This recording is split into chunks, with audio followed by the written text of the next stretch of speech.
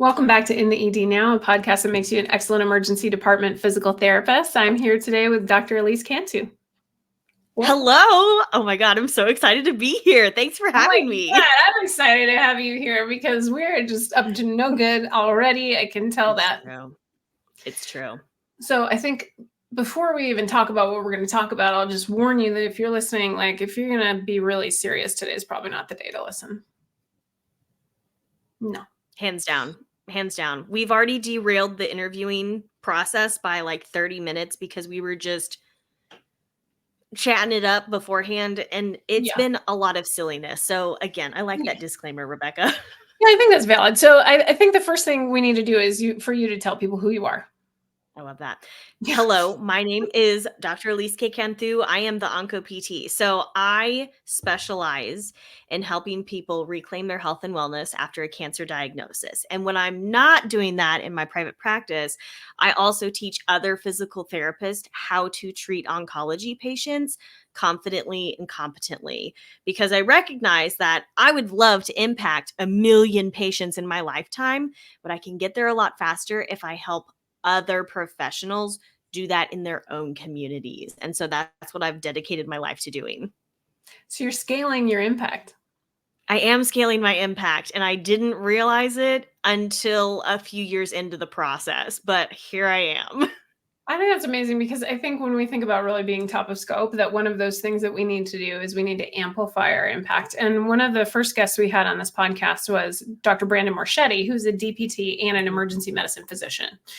And what he does outright. So you might want to go back and listen to that episode because it's cool. But he now does, like, one of the other responsibilities he has is like he coordinates all the emergency medical response for like the entire state that he lives in. And he was like a paramedic before he was a PT, and then he was a PT. And he's like, what I loved about being a PT was that one-to-one care. And same with being an emergency medicine physician. I felt like I was helping more people at a time, but now I'm helping hundreds of thousands of people every day. Yeah. And to be able to have that impact and to take that mentality of the physical therapist and then apply that like broad spectrum. But I think your approach is probably a little bit more like broad glitter spectrum, that you're like seasoning the entire profession with an oncology sparkle. Love the glitter analogy. First of all, definitely the sparkle. Yes. I do think I think if I were to be described as like an inanimate object, I would be a glitter cannon. And I'm just trying to like get the glitter out to cover as much as possible. And again, like the annoying, but also great thing about glitter, because I think I showed you a picture of the dress. We went to a gala and it was green sparkles. And that whole night I was just shedding green everywhere. And it's been a few weeks and we still find green sparkles everywhere. And I think that's what I like. Like, that's almost what I'm equating this to, of like, I may not convert you now into being someone who has opened up your practice and your patient care to oncology patients, but I'm going to sit there and eventually I'm going to wear you down, because the unfortunate situation is that we're seeing more and more people diagnosed with cancer every single day. I think we're expecting 2 million people to be diagnosed in the United States with cancer this next year. That is more than heart attacks and strokes combined. That is not sparkly, right? So this is kind of where that sparkle ends.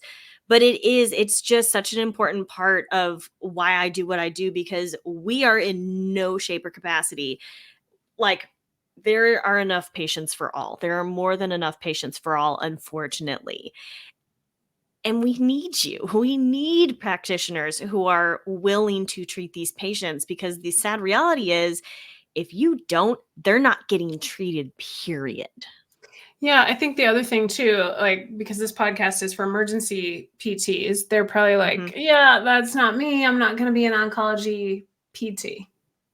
But people with oncologic issues often need to access the hospital and the healthcare system through the emergency department. So the reason that I wanted to talk to you for this podcast was to figure out, like, should somebody come rolling in with an active diagnosis of cancer? Because I've had Scott Capozza on the podcast in the past talking about how do we make sure we're not missing cancer, Right. Right. But what I would like to know from you is like, what do we do? Because it's scary. And when I look at patients with like oncology things in their chart, I'm like, I don't even understand what's written here. Yeah. It's like a Yeah. foreign language. Yes. Okay. So I can definitely relate to that because even sometimes I still read charts and it's like, I've never heard of this word before. So you and me both, girl. So I think the first thing that we really need to get out there, and it's super obvious, but it really, like, we really have to start here, is if you are a licensed physical therapist, you have what it takes to treat a person who has cancer, And right? if And you're in the so ED, you really ought to be licensed. I mean, like, you really, really I ought to mean, you be. really So should. you're like, yeah, well prepared. One hopes. I mean, that's what we're operating under, right? Is like if you are out there and you're listening to this podcast, you're either a student who's about to be a licensed professional or you are a licensed professional and you're Or like, maybe let's you're one of go. those DPTs from Lifetime Fitness that's rolling through. Oh my God, can you believe that? That is like taken over. Holy I know. I just saw a new one this morning about that too. They can take the patients. It's fine. You know what? I'm sure It's they'll all do. good. I'm sure they'll do an amazing job with the personal training. Right, with the personal training. Yeah. And again, we need those in oncology too, but I digress. So, Yes. Okay. you know, the thing that you need to know is that first and foremost, you have what it takes to treat a person who has cancer. Because what Rebecca has set us up with right now is that they already have a diagnosis.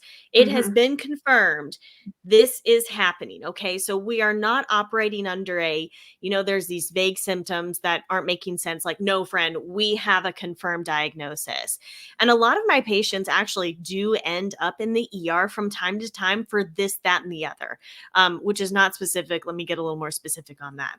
Sometimes patients will have something called like a neutropenic fever. It's like a catch-all diagnosis if a person with cancer, especially in my area, is like feeling under the weather. That's kind of a diagnosis that gets slapped on them of like, oh God, they have cancer, neutropenic fever. Now, hear me out. A lot of times in my area, that is a automatic diagnosis that doesn't carry a whole lot of weight. A lot of times these patients are already immunocompromised and they're just dealing with the stuff like the sniffles or something, and then their lab values are off or their vitals are off for something that's relatively innocuous, like maybe it's cancer treatment side effects, etc., and they present to the ER with a completely different thing going on. Yes. And then it's like, oh, well, crap. There's a whole, like, don't get distracted by the big C, by the cancer diagnosis, or by these kind of automatic labels that we put on patients. You have what it takes because a lot of these patients have musculoskeletal issues that we know exactly what to do with, right? So I think first and foremost, like, we have to set the stage, Rebecca. We have what it takes because we know how to address the musculoskeletal impairments that these patients face. Period. Yes.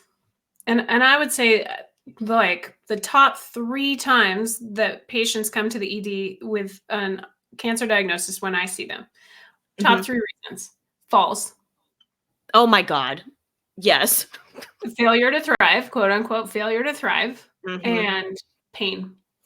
And so Yes. I want to push back a little bit on the musculoskeletal piece that you said, because so many times I feel like they have this horrible pain that's not musculoskeletal, but we'll get Yeah. called and be expected to help manage that. And I've learned like a few things that I can do for patients, whether it's positioning, Mhm. whether it's education, whether it's giving them like non-medication related coping strategies. But what do I do? Yeah. What should I do? So let's kind of zoom in on the pain for a little bit because I think that definitely is one of those like yee. Yeah. So let me ask you a question first and then I'll kind of dive into it more. From your recollection, do these patients have stage 4 or metastatic cancer at this point, It's usually Rebecca? metastatic. Yeah. So It's usually it's a metastatic at that point. cancer Mhm. pain that we're talking about here. Okay. Yeah, and Okay, when so you that helps ask us. the patient, they're clear on that. Like, Yeah. they've been through this rodeo enough that they're like, "Nope, this is not musculoskeletal." But I've actually discovered patients with metastatic cancer because their pain, if you hear the history, it sounds low-key musculoskeletal, but then when you Yeah. examine the musculoskeletal system, you're like, nope, this is super vague and not specific and not mechanical. Yeah. Let me share an example of something very similar to Yeah. what you're talking about here, Rebecca. So I had a patient, and full disclosure, I've worked predominantly in outpatient, but this is a great example of someone to keep your eye on. So I had a patient, I'd seen her previously. And when I saw her previously, she was fully independent, mobile, all the things. Came back to me. She was in a wheelchair. She was pushed into my clinic by one of her sons. This was complete departure from where she was at previously.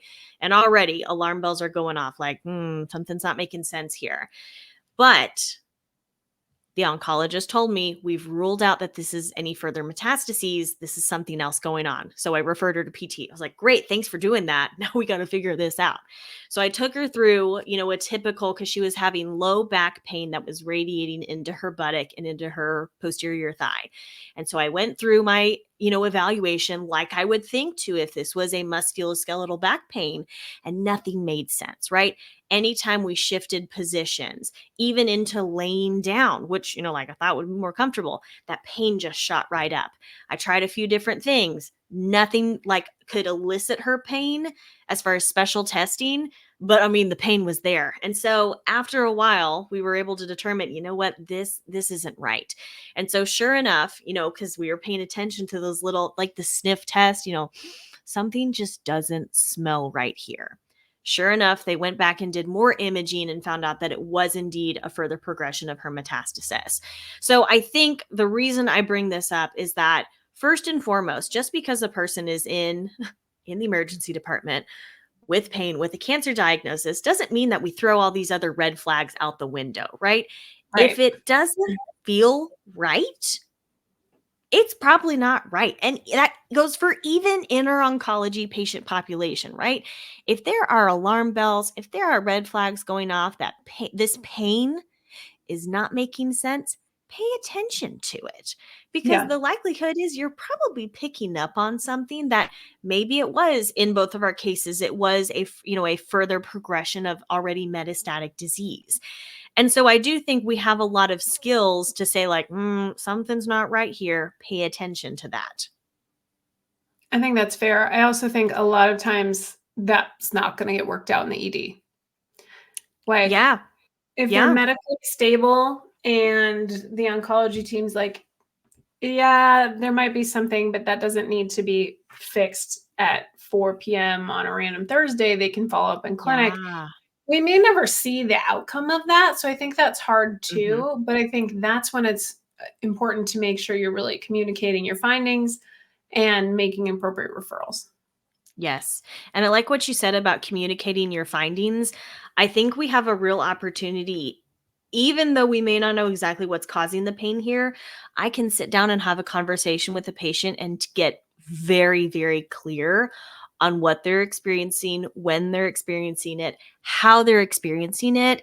And then maybe if I'm in the emergency department, that information that I'm collecting can then be passed on when that patient finds kind of their final stop or their destination and like wherever they're going after the emergency department.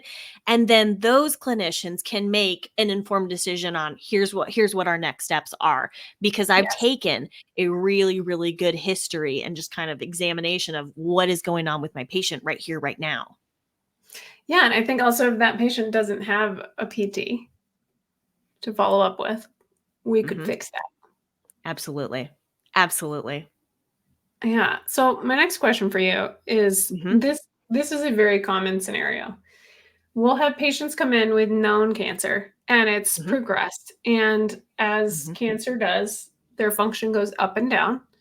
Yep. And the oncology team will come down, they'll evaluate the patient. They'll be like, yeah, maybe this is just a flare. Maybe this is a progression. We don't necessarily need to admit the patient to the hospital.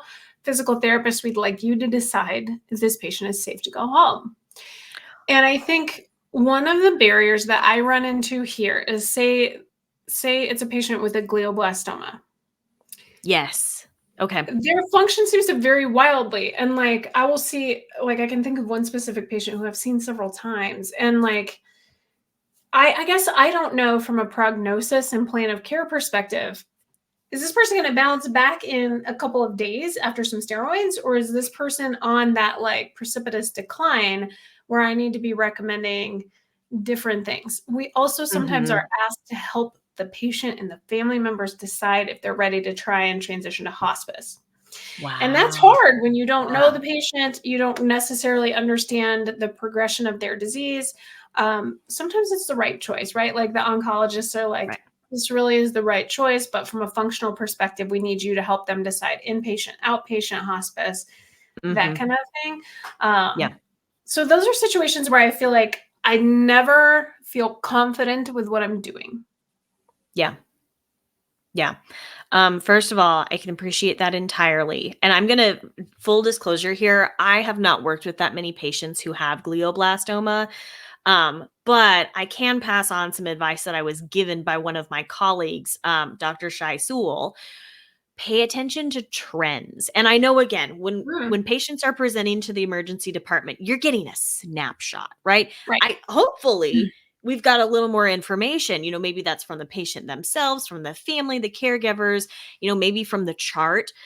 But I do recognize sometimes we are just getting a snapshot. But if you have Yep. the capability to get a little more history, again, patient, caregiver, family, even the chart, that can help you determine a little more of, is this a one off thing? Is this something that was kind of a fluke? Is this something that is continuing to happen? And not like an everyday, every week kind of situation, but that trend, and watching that trend of function and these episodes can be really helpful. Because this is something, again, not to equate it, but I do have patients that I've seen on the outpatient side who kind of do this wave of function. And you kind of have to say, is it really appropriate to continue with outpatient, or do we maybe need to, especially in those, later disease stages, we're working with someone who has stage 4 cancer, maybe I'm not the most appropriate person for them. And so I think when you're in that situation, Rebecca, paying attention to trends, whatever information you can get out of it. And I think this is an opportunity to really sit down and have a conversation. Mm, And I think we really have to come to the table to have this conversation and really put on kind of our detective hats and do some investigating. What does the patient want? What yes. does the family member want? But also, what is their capacity for this? Especially something like glioblastoma. So, I worked with a patient previously who was on a downtrend of his function. And it Yeah. got to the point where he was not appropriate for rehab. And unfortunately, it was very, very sad. So, I'm just like, sorry, Oh, listener, this there's is going to be I sad. I don't think there's a happy glioblastoma story. Yeah, there's really not a happy glioblastoma story. I This mean, I don't patient, know. his cancer had progressed to the point that it was altering his mental status, and he became violent in the home Yeah, towards his family members, and that was really, really sad. yeah. And so I have learned from that one experience of, it's not necessarily a bad thing to even like be a little ahead of the game, maybe a little extra aware of, maybe we may need to move into a more supportive care environment a little faster than maybe what I would see with some of my other diagnoses, other patient populations. But again, we won't know that until we establish with the family that, having that conversation of, what's going on at home. Are you able to, care for this patient on your own? Do you need extra help? Do we need to bring someone into this? And so I think even establishing what's going on at home can help us, maybe steer the ship a little more towards, we may need to actually bring on a little extra help. Maybe that's, they go to a facility for that, or maybe the care team comes to them. But I would really, really encourage people here, have the conversation and listen to what the family's telling you, what the patient's telling you, but also what they're not telling you, which I was like, listen for what they're saying and what they're not saying.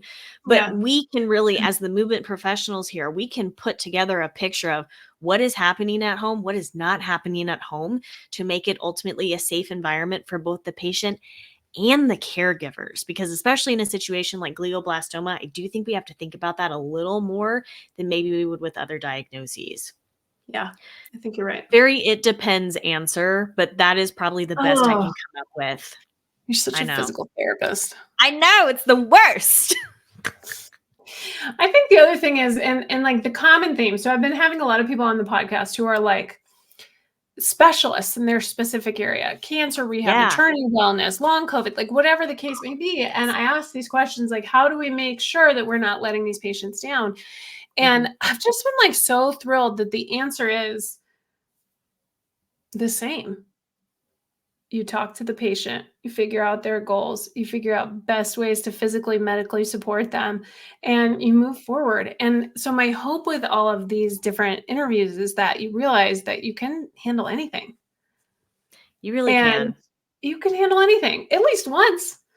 And then you get that person to the specialist that they need, right? So, as just an aside to empower emergency PTs, it doesn't matter what diagnosis walks through the door, you've got this. Mhm. You have all the tools. You're Mhm. just going to apply them in unfamiliar ways. And that's top of scope practice for sure. Oh, oh, I love that so much. Oh my God. So, I Yes. think that that's right where we need to be. But now I'm going to ask you like a hot take question. Oh, oh my God. I'm I so know excited for because this. because you're gonna like. I know you have just the right answer, and like it's gonna be like salty and sparkly. I'm sure of it. What do you tell people when they say cancer patients don't need PT? It's not appropriate. You know, I asked you before we started this interview what your explicit rating is, and I'm gonna rein it in because, like, if you're thinking of a four-letter word right now, if I've said it, like, that's my first response to this. Because There I get is that a lot. no other diagnosis or medical condition that I can think of, genuinely, where we are so culturally conditioned to respond to a person who is so desperately in need of conditioning, of strengthening, of aerobic conditioning, to say, oh, rest, you're fragile, right? There is Yeah. no other condition I can think of. Like, when when a person has a heart attack, like when I had a family member several years ago who had a heart attack, I mean, the referral process was extremely streamlined to get them into cardiac rehab. Like, there is such a well-developed process to do that. Why is it not happening in cancer? We're not here to answer that question, but like, whoa, I bet you to could. the I bet girl, how much time do you have? To that question, to that, what do you say to someone who's like, "Oh, cancer, people with cancer are weak and should rest." Absolutely not. Absolutely not. And I say this with a full awareness of I have worked with patients from the moment of diagnosis all the way up until they went home on hospice for the very last time. So I'm going to throw in another patient story because this is one of my favorites, and I think it illustrates this point really well. Pancreatic cancer has a remarkably poor prognosis. Like, in those late stages, which most pancreatic cancers are diagnosed at this point, like, you have a time limit on your Yeah. life at this point.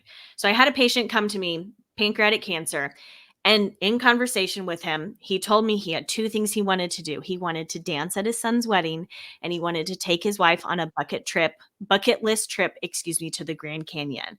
And so we worked together over the few months that I got to see him, and we accomplished both of those. And that has been one of the proudest moments of my entire career. He Love came back for his son's wedding, and he told me he danced his pants off at his son's wedding. And shortly before he passed, he made it to the Grand Canyon with his wife.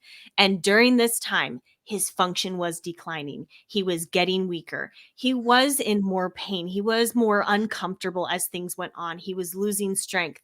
But the quality of life that we were able to give back to him in some sense is worth every minute of honestly fighting people like this who are saying that these patients do not belong in rehab and shouldn't be exercising and should be resting.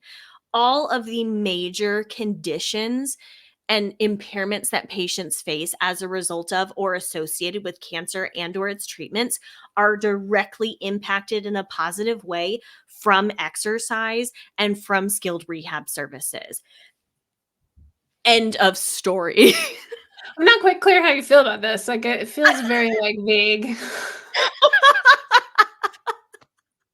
Like, do you like feel good about what you do? Like, I'm feeling like you're conflicted about your value here. Freaking love what I do. And it is Well, hard. good. It is beautiful. And honestly, like those moments outweigh, because I get the same question, honestly, like, isn't it sad? Like, yeah, it's sad, but also Yeah. it is so joyful. And it's not always the Wow, like, whoa, I beat cancer. Don't get me wrong. Like, that's shut great. down the clinic for a dance party. I will do it. But it is the small moments, like it's just these small everyday moments that happen that are so joyous. And to see the control put back in that person's hands for just a little bit is worth it. And I really want to leave your listeners with that. Like, if you don't take anything else from this conversation today, like, you have such a capacity to make such a difference in that person's existence. Even if you just see them one time in the emergency department, you could be the one professional who helps put the control back in their hands for a little bit of time when cancer does nothing but take and take and take. And you have a responsibility to do that. I like to say that physical therapy, that we're hope bringers, that we make hope visible. But I want to acknowledge you for making hope tangible, because you just like picked up my heart and like ripped it open a little bit, put some of that glitter shit inside, and then snapped it back together. And now I'm like, God, I'm going to go out there and like change the world. So, geez. So if I'm going to leave you with one thing, it's going to be, geez. That was very eloquent. Oh, thank you. Well, okay. I mean, I feel like we can just stop now, but I had another question. Oh no, hit me with it, girl. Hit me with it. Okay. Now that we're like, we've got our mission and our purpose and our mandate, because we just got our marching orders, we're going to go out there and like give That's people right. their lives back. That's right. I'm in the emergency department. The emergency has not always been identified, managed, or like passed. It's all evolving. Yeah. What are emergent red flags that I need to really not miss? I think that's everybody's greatest fear in the ED, right? I'm going to miss something serious. I'm going to miss the emergency. My liability is high. My risk tolerance is also high, but I need to know what not to miss. I need it to like jump out at me. I can't be digging for subtle in every single patient that I see. Yeah.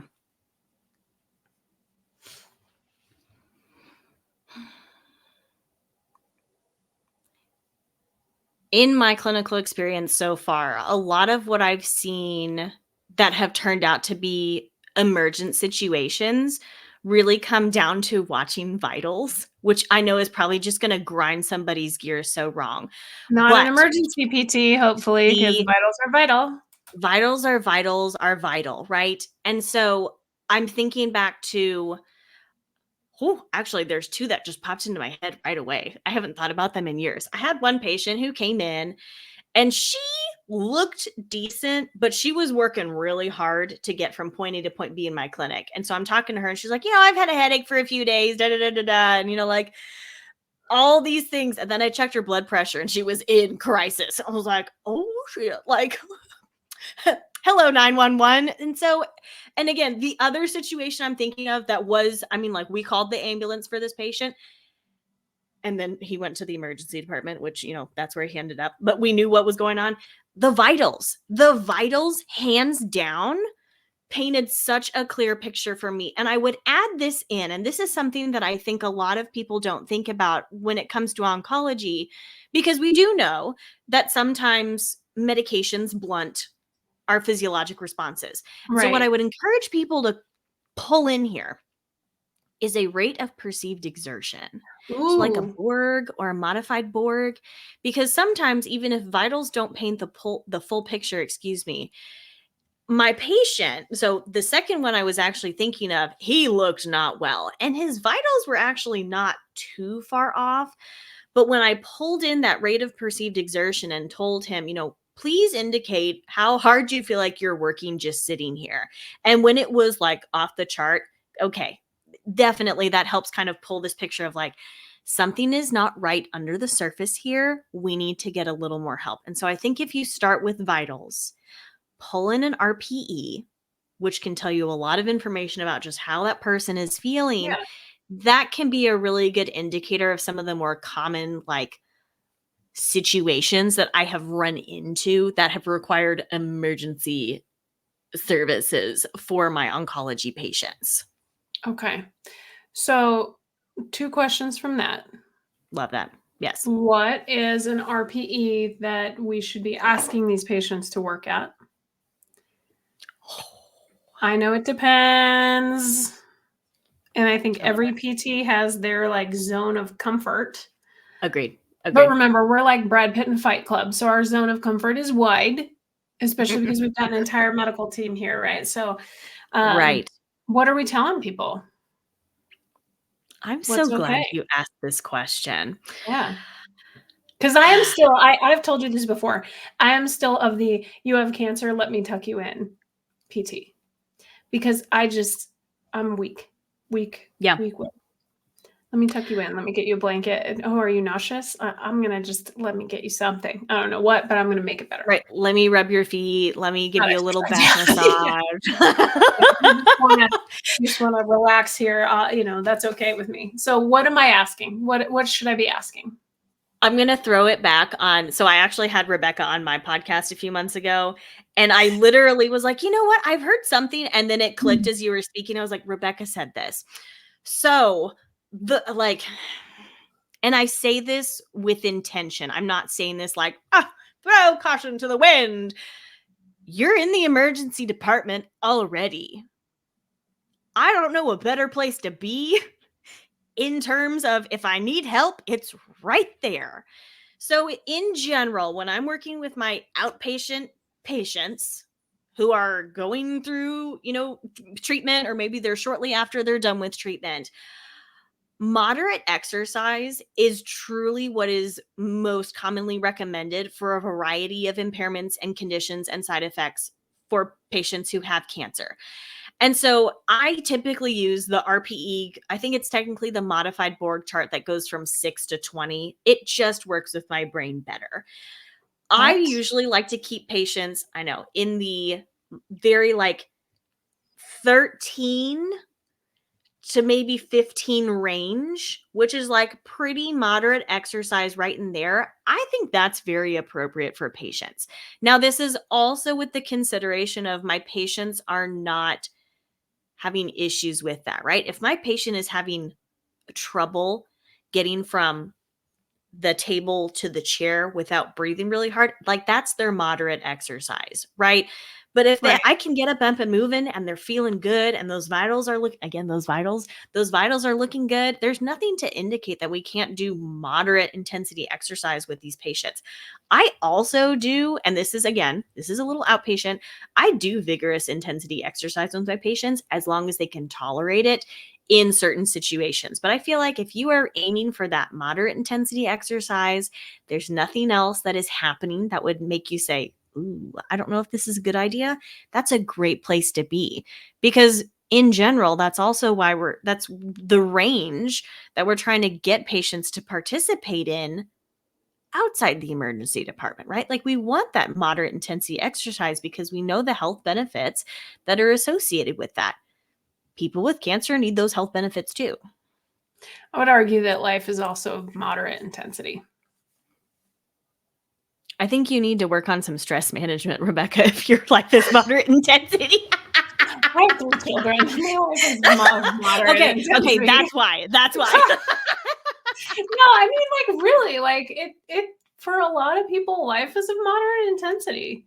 I mean, for some people it's not, but I think when you consider all of the factors, you consider the psychosocial stressors patients are under, you consider what they have to do to get through every day, you consider like how hard it can be for some people to get from point A to point B, like moderate intensity is a real thing.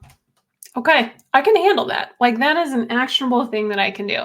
And I can stress that moderate intensity in the ED while monitoring vitals to make sure that it's actually safe for them to do that at home. I love that. Right. Okay, so then every ED PT, I guarantee, wants to know the answer to this question. Oh, that's a lot of pressure. Okay, and there's a board's answer to this, and then there's like a real world answer to this. So we're looking for the latter. Okay, real world. I got it. Real world in the ED, fast paced, like snapshot, like patients waiting. How in depth and to what extent must we understand every medication and treatment that this patient is getting? Oh my God, no, friend. Like, real world answer. There is an outstanding resource that I would encourage everyone to download and save to your computer. It is free, and it is literally like it is the Bible of cancer rehab. Okay, so the article is called "A Focused Review of Safety Considerations in Cancer Rehab" by Maltzer et al. 2017. Can you tell that I love this article? And we're gonna what I love in the show notes. Link it, please do. Yeah. That article is I have a crush on the article because of how beautiful it is. But one of the things that I love so much about it is that there is a table that has a list of not all the agents, but a lot of the really, really common, chemotherapies and other medications that are used in the management of cancer and their side effects. And so there's that, and what I love about this is that it's a lot of side effects that are relevant to the rehab side of things. So talking about neuropathy, there's another really great resource out there called chemocare.com, also free. And that has a lot of good information on side effects. It's a great quick resource. I use it all the time when I'm in an evaluation and my patient is telling me, yeah, I'm on this, and this treatment. And I say, I've never heard of that before. Let me just go and look it up real quick. So I like that because it's very quick reference. But what I like about the Maltzer article is it takes it and applies it a little more to rehab and like kind of the frame that we need to think in if we're asking people to get up and move. So I would really encourage you. Those are two free resources, chemocare.com and then the Maltzer article, A Focused Review of Safety Considerations in Cancer Rehab. Those two resources are excellent places for you to quickly reference when you are in a situation where you have a patient and you're not familiar with that particular cancer treatment. Go to those things. If you are in an emergency department situation where maybe you're not seeing patients with cancer that often, you can probably get by with that information. Now, if you are starting to see more patients, and I'm going to challenge you, dear listener, because I think you're going to see a lot more patients in the future who have cancer and are coming into the emergency department or a history of cancer. It would be beneficial to spend more time with the more common ones. So one of the most common ones that I see a lot of patients with breast cancer, and that is the most common cancer diagnosis among American women, is doxorubicin, right? And this is, I'm not going to teach you all the things, but I know right away, doxorubicin is very cardiotoxic. And so I know I need to be looking out for that in my patient. I know there's other chemos that are really neurotoxic. And so neuropathy is an issue. And so these are some things that you kind of pick up over time if you spend a little time with the material. But again, chemocare.com and the Maltzer article are fabulous, quick references that you can pull up in a GIF. And let's face it, with as fast-paced as the emergency department is, you might be good starting with those, friend. We need a GIF. We need it in a GIF. I love that. The ED pharmacist thanks you because that's the resource that I've been using and they are an outstanding resource as well. So if you can collaborate with your ED pharmacist, I would highly recommend you do that as well. All right. That is cool. Before I ask you what like your final parting thoughts are, I just like if you're Mhm. listening to this episode, I would highly encourage you to watch it on YouTube because our facial expressions are like something that I've not yet I just feel like if you and I were out somewhere together, there would be different intermittent times where I would have to lean over and be like, fix your face. And you would Oh, have to be like, 100%. I can hear your tone of voice on your face. Absolutely. So Absolutely. I would highly encourage you to watch the YouTube video because we're an interesting pair of humans. So, final thoughts for EDPTs that are listening and they're like scared of taking cancer patients. What do you think? Yeah.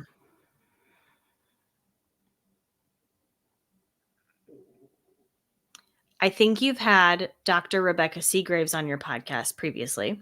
Yes. Okay, so I'm going to pull a page from her book because she is just one of the coolest PTs out there. At the core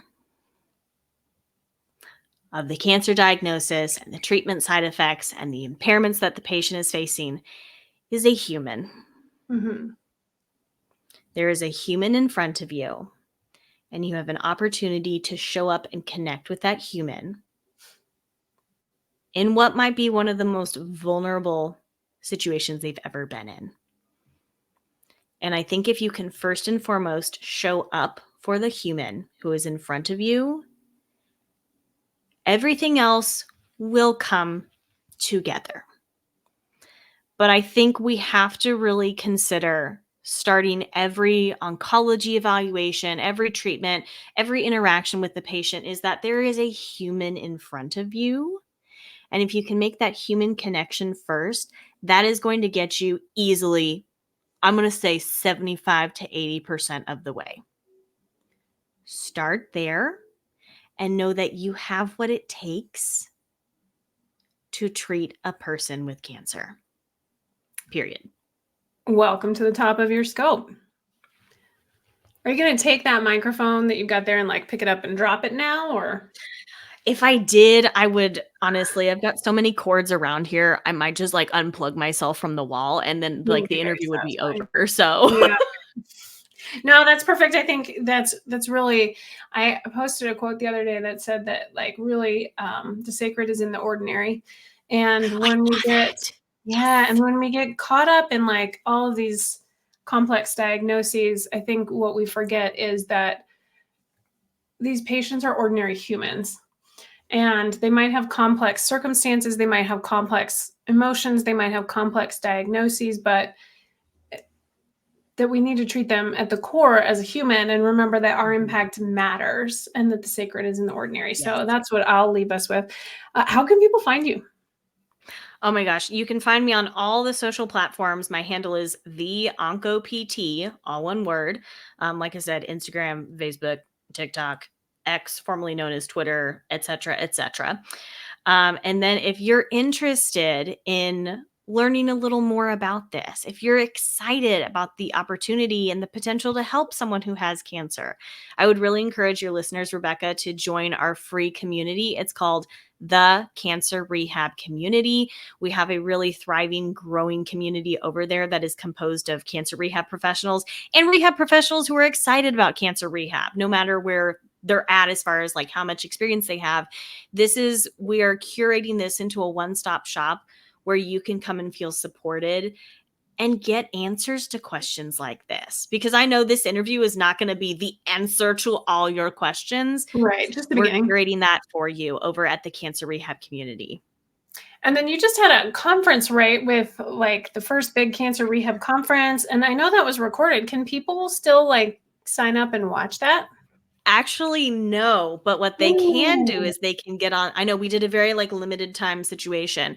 You can get on the wait list. So if you go to the oncopt.com/wait list, that'll direct you over to the wait list for our 2024 conference, which we are already planning, and it is going to be mind blowing.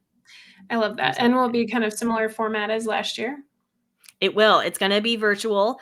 Don't tell my partner Kelly this, but it's actually going to be a 2-day conference now because we are expanding. Ooh. So you heard it here first, guys. Shh, don't tell Kelly that I said it here, but it's going to be 2 days. So get excited. Well, We I thought it was haven't great. announced the date yet, but if you're on the wait list, you'll find out as soon as we do. I felt like the content was like so streamlined, so digestible that I think that particularly if you're like overwhelmed and not sure where to start, this was an amazing place to learn. And I'm sure people with lots of experience and people like me who had no idea what they were doing there really would learn a lot. It was amazing. It was, and again, I think Rebecca is selling herself short here because she also presented at the conference. And what I loved about it, and I don't know if you picked up on this, Rebecca, because I can't honestly, like, it was such a blur. I remember moments and then I also forgot a lot. There were like 3 sessions that were back to back to back in the mid morning of the conference. And it was you, it was Andrew Chongaway, and I think it was Dr. Patrick Ford, if I'm remembering correctly.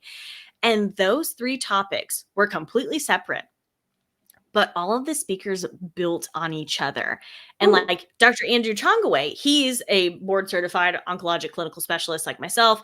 Dr. Patrick Ford is very heavily into justice, equity, diversity, inclusion efforts. And you did your thing on burnout. And it was like, I didn't even pay y'all to do it, but everybody just kept building off of each other. And that's what was so cool about the conference is like, yes, it's a cancer rehab conference, but we also went over how do you be a better therapist?